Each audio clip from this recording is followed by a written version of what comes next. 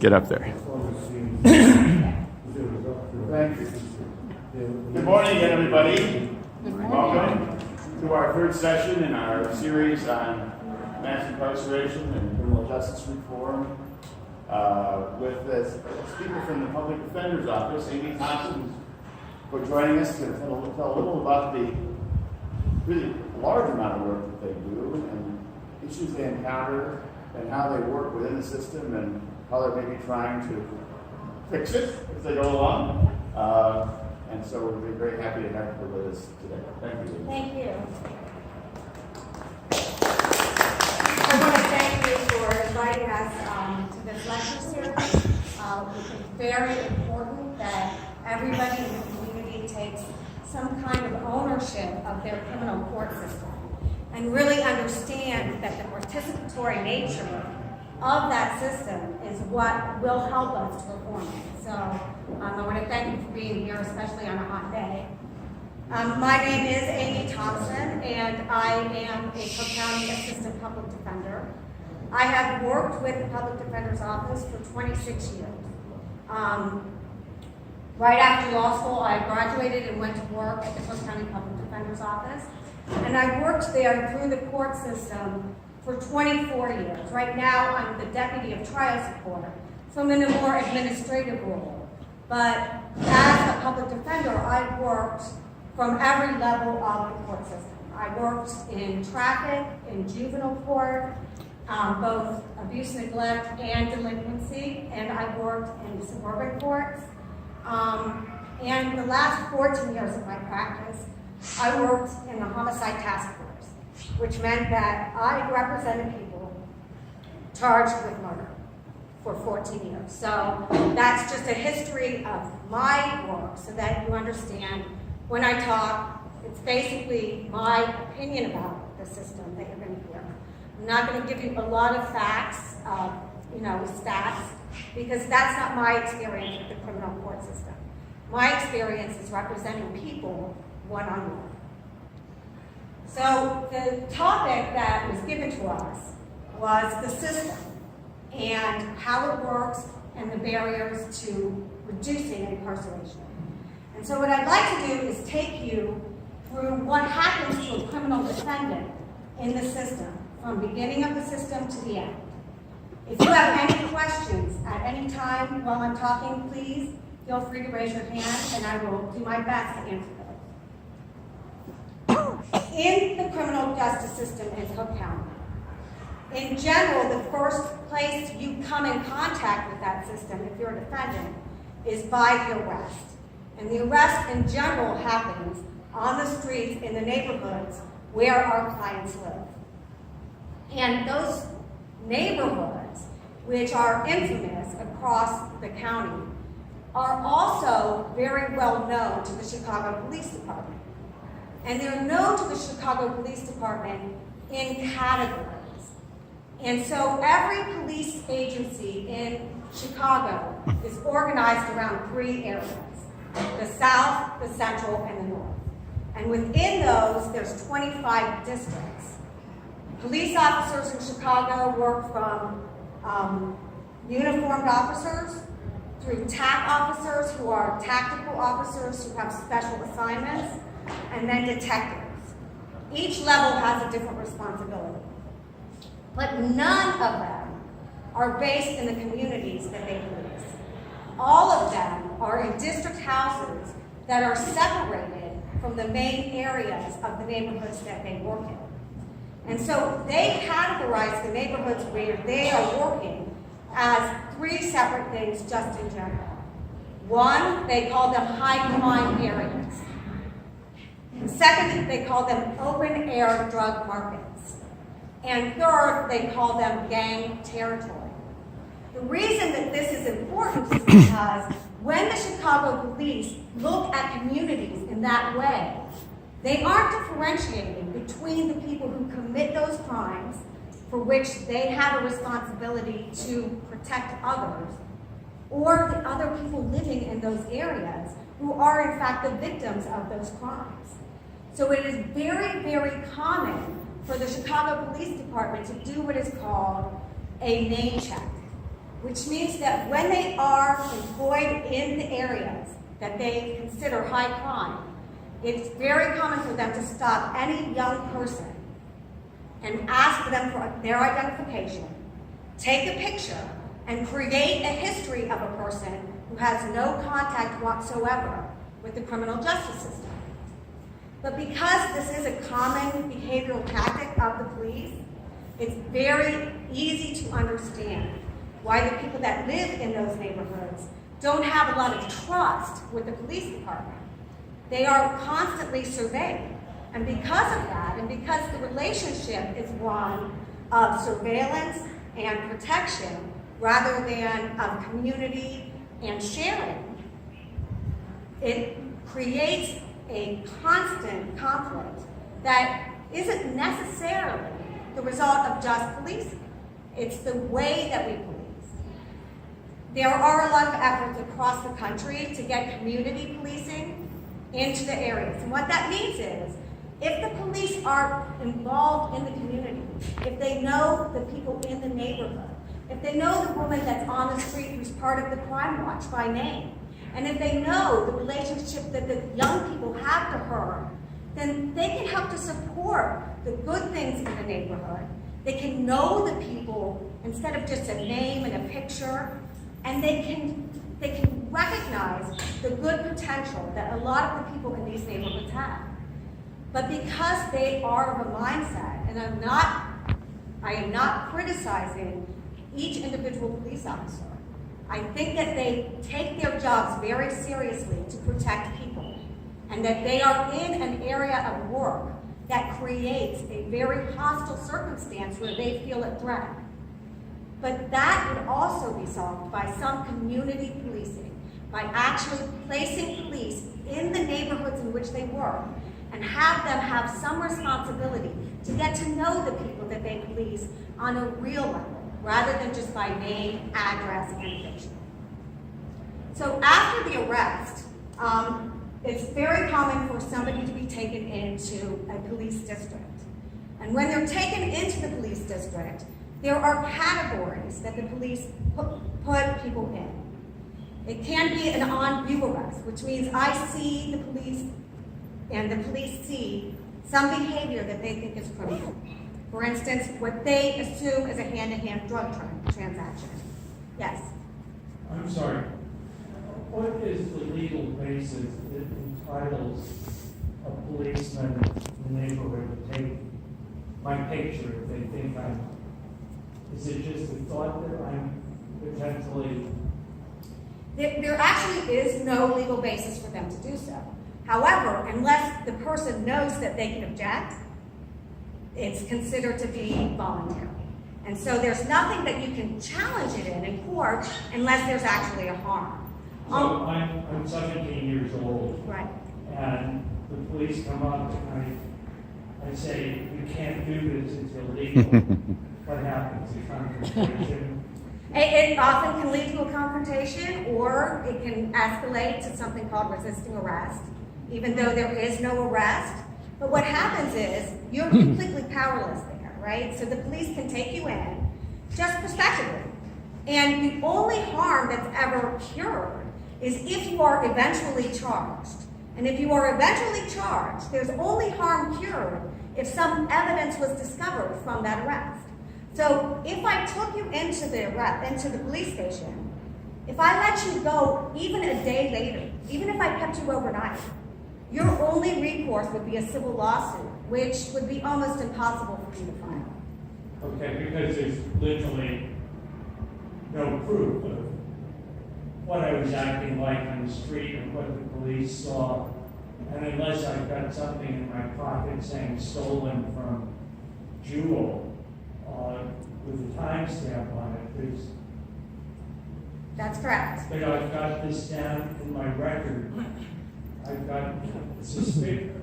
It usually will not be in your record if it's not an official arrest. But if they do say that it was that they bring you in for disorderly conduct or resisting arrest, you're right. It does create an arrest record for you, even though later on there may be a finding of no probable cause. And so then it can't be expunged from my record. Fortunately for us, it absolutely can be expunged from your record as of now. There was a House bill that was passed just this last session, which allows for something that's called immediate seal. And what that means is, if you appear in the court and your case is dismissed, or there's a finding of not guilty, or there's a discharge, anything short of a conviction, if you have a motion in your hand to file, you can give it to the judge, and the judge has the absolute duty to seal that record so that it is not searchable for job opportunities, for housing, immigration status. But it's the kind of thing that you have to know about right when it happens. 17-year-old I'm not going to know about. Right. Well, fortunately, because it's such a new thing, and it really is a forward-thinking law that we've needed for some time, there will now be motions right there created by the clerk of the circuit court. All you have to do is fill out your name, the case number, and hand it to the clerk in court. So hopefully, somebody in the courtroom can tell you to do that right then and there. You'll have missed no opportunity. But it's addressing exactly the kind of problem that you see in what the behavior was up until now. I'm just asking about the picture. Is that something that is done on the street with one's phone, or is it done in the police office? It's generally done on the street with a phone. So in other words, they're not taken in, they're just Right. having the picture.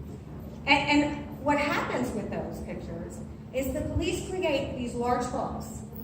And when a crime is committed in the neighborhoods in which the contact occurred, they'll go through the book and they'll have people look through it to identify anybody in there, even though they've never should have had any contact with the police. It's also very suggestive that only people in this neighborhood who have been contacted by the police are likely to have committed these crimes. And so it really limits the pool of people who can be identified when a serious crime happens.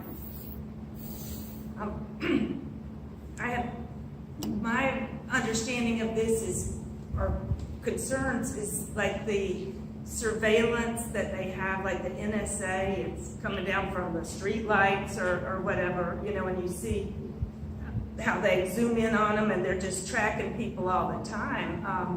But that's one kind of surveillance that's really scary. The other is that ComStat system or whatever it was that they came in and visited everybody who was going to be a victim of a crime or was going to be a perpetrator of a crime. That seemed to label that list they came up with of these people. And they go and talk to them, which seems like it's going to set them up. Also, I was on a grand jury for the drugs, and the police said, you know, let's get these little small petty guys. We'll bring them in and we'll set them up to tell on the big drug lords. But looking back on it, that whole system, I think, is violating the individual rights. So 3 concerns, I guess. Right, and I'm going to talk about the grand jury system in a little while. Getting back to what happens when you're in police custody. A lot of people are fortunate to never have to have any contact inside a police station. But when most people have contact inside a police station, they're at the front desk.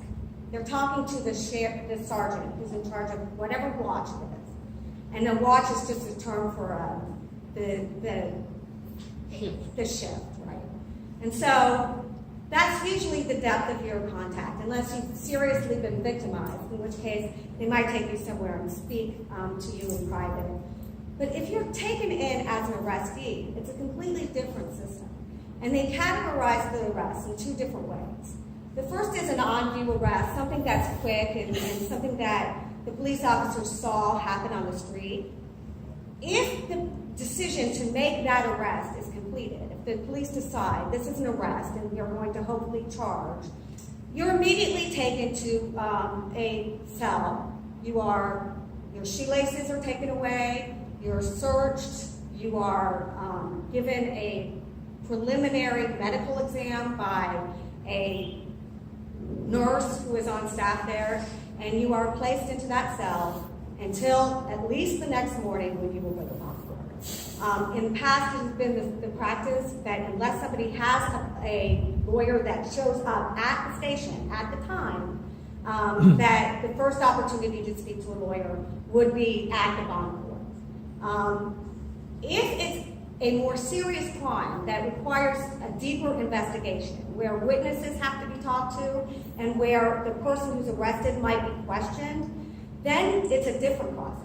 In that process, the person is taken into a 6x8 room, and those are the large ones. There are some that are 5x5, where the only thing they have to sit on is a metal bench. It's usually made, the room is usually cinder block or cement. Sometimes there's a ring for a handcuff, and sometimes you're handcuffed to that ring, and sometimes you're just sitting on the bench. There is a door that either has no window on purpose, or if it has a window, the police cover it, so that you cannot know how much time you've spent in there. There's no access to a watch. If you have a watch on at the time of arrest, it's taken. There's no clock on purpose. And what's done is you're left to sit there with the door closed and locked and told, if you need to go to the bathroom, knock on the door.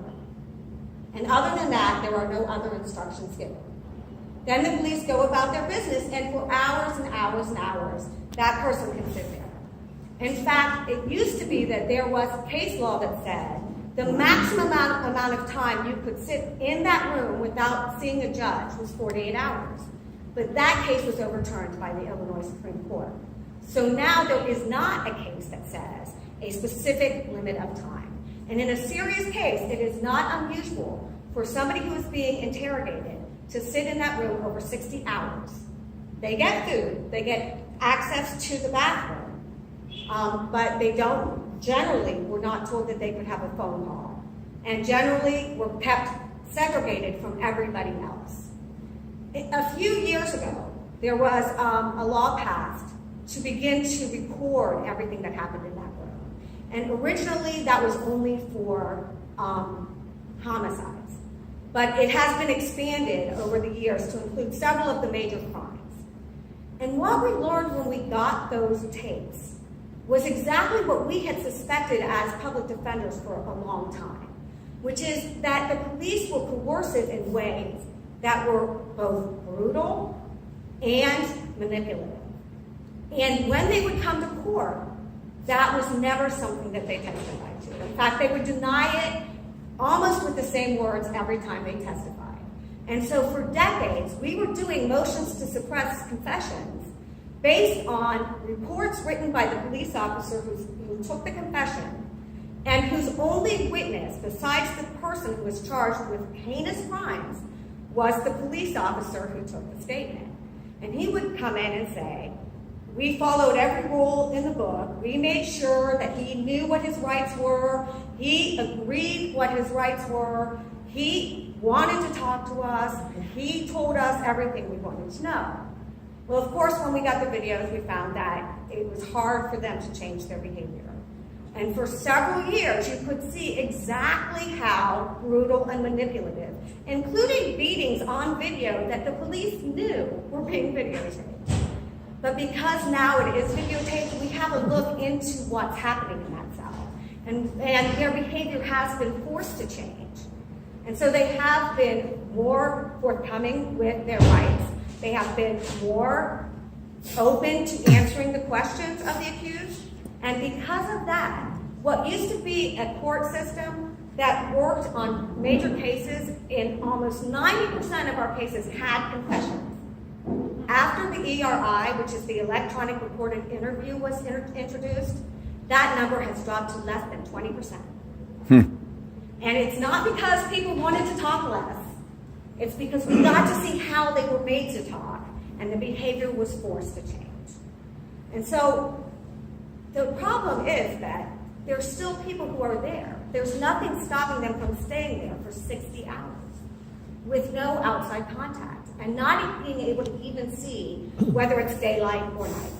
And so when you're in that kind of a system where the only thing you have is a metal bench, even though sometimes our clients do sleep, it's not obviously restful sleep. It's something where in your mind, even were you completely innocent, you would be going over all of the things you've done, all of the contacts you've had that make the police believe that you're the person who belongs in that cell.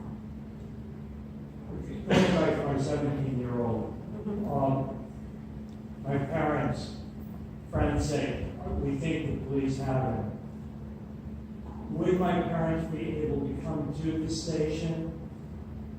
Now they can, and that's one of the, I brought along some things that I would like all of you to take a few of these. And what these are is, because of a new program that Amy Campanelli, Kim Fox, Judge Evans, who is the Chief Judge of Cook County, they've all come to an understanding that police station representation is crucial to protect the rights of our clients.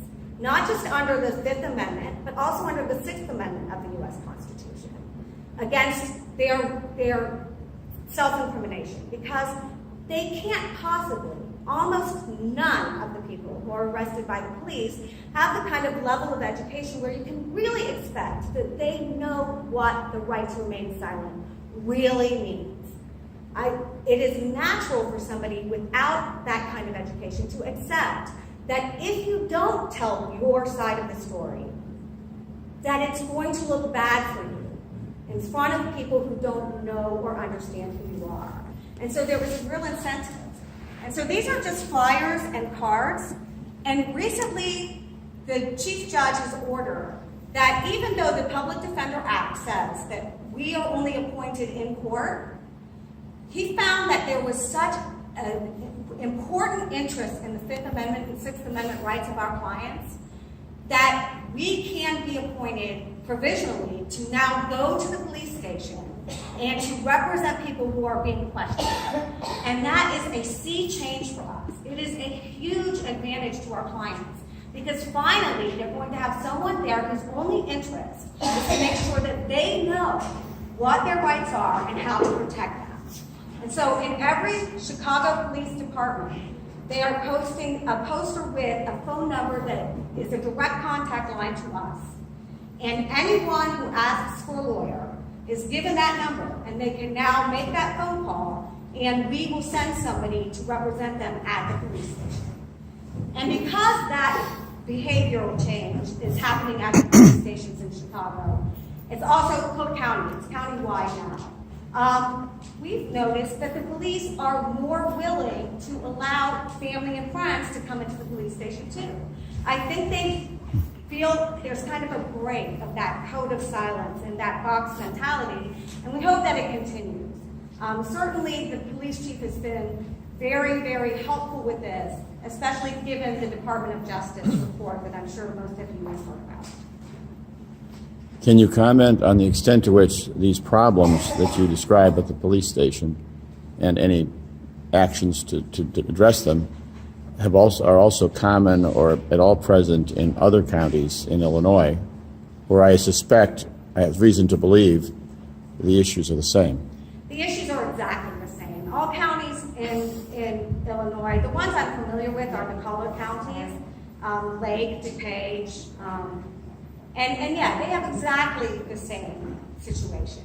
And they do not have this order from their judges supporting police station representation. This is a trend. I think Judge Evans and the Cook County system is ahead of the trend. But I do think that it will be coming. One of the issues that's been brought up to us is that it is another area of work on an already taxed public defender system. We already operate with over 4 times the recommended caseload of the ABA. So we already have a caseload that is mostly unmanageable. And this is just an addition to the work we were already doing. So we don't have any new resources to do this. And so it's just, we've just tacked it on just because it's so important to our clients. Do you bring in, like you could bring in community police, people who don't have a law degree, right? That's one thing. I mean, I can't imagine public defenders can do everything, but you could have social workers or investigators that are independent from the police. Right. And unfortunately, right now, we made that suggestion, and because what the law is for a legal representative who is a licensed attorney. That's the only thing that they're willing to allow. Nice. I'm involved with this Community Police Accountability Council, trying to push for that, CPAC. But also, the two things we're pushing for is the FOP, concern about their undue influence, and also the, Lisa Madigan's filed for a consent decree to have the judge enforce this Justice Department recommendations because it's gone the other way. You can speak to that. Yeah, I mean, if you're aware of Jeff Sessions' statement about the Department of Justice and that they should not implement the Department of Justice recommendations for the Chicago Police Department, I think everyone's aware that that investigation arose out of the Laquan McDonald shooting. And it was not an isolated incident. And so there were systemic changes that the Department of Justice has recommended that are not just good policy because they create a better community and that they are more just, but they are also a safer policy for the police. It puts into safety issues. They have more, it's recommending more training. It's recommending better mental health training so that you can identify when somebody is truly a threat and somebody who just needs help and can't be given help. And there's been so many tragic events that resolve around a misunderstanding by the police about what is threatening them. And if they had the training to fall back on in the field where decisions have to be made very, very quickly, having that training would give them a basis to make those judgments that would prevent them from having to take that kind of action where they felt under threat. So the fact that the FOP is fighting it and the fact that Sessions said that it shouldn't be is so disheartening for everybody. The FOP, if anyone believes that unions are not strong, the only strong union I know is the FOP. And it almost absolutely controls the Chicago Police Department. And so it's hard to break it, but at least there are people with the will to do it, even on the police department now. And so hopefully those changes, and they have committed to making a good number of those changes, even after Sessions said that it would not be forced on them from the Justice Department. I think just a little ago, but I was wondering if you could talk a little bit about the selective subject list and how it impacts your office, and more broadly, how you think data analytics and data science can be deployed productively and appropriately. Could you repeat the question? Yeah, the question was, what do we think about the selective subject list, which is kind of a minority report list, right? The exact model of minority report that we predict behavior to be antisocial. And so we survey somebody at a higher, more intense rate than the other people around them because we've made a judgment about their behavior and their socialization. So it's really the kind of thing that is unproven, and not only unproven, but it is based on just horrendous assumptions about the kinds of people that the police expect to have to deal with. And it really sets in motion a trajectory for people to be a suspect, uncharged maybe forever. And so, and really there's not a lot of science behind any of it, but there's certainly none in the list that they created. And so reliance on it, while we can test it, it's unfortunately, we have so much to do with the representation day to day that we really look to people like the Appleseed Foundation, all of the people in the police accountability. There's several groups. One of the people in our office, Harold Winston, is in charge of a coalition to work with people who want police accountability. He's really worked with Lori Lightfoot, if you know her. She is in charge of a lot of the efforts to work forward with police accountability. And hopefully COPA will be a good change. And COPA is the new agency. Again, it's about the third recent agency to investigate police misconduct. because each and every agency before unfounded almost every report and reported directly to the FOP. So I guess the second part of my question is how can data analytics be used appropriately in criminal defense and in police monitoring? I work with a group at the University of Chicago that is looking also at how police officers can be identified earlier on for being at risk of perpetrating police brutality, right? So Are you working with the invisible I work with or their labs, and so they are working with invisibility. So the question for me is, where can data analytics be productive and safe to individuals and helpful to society?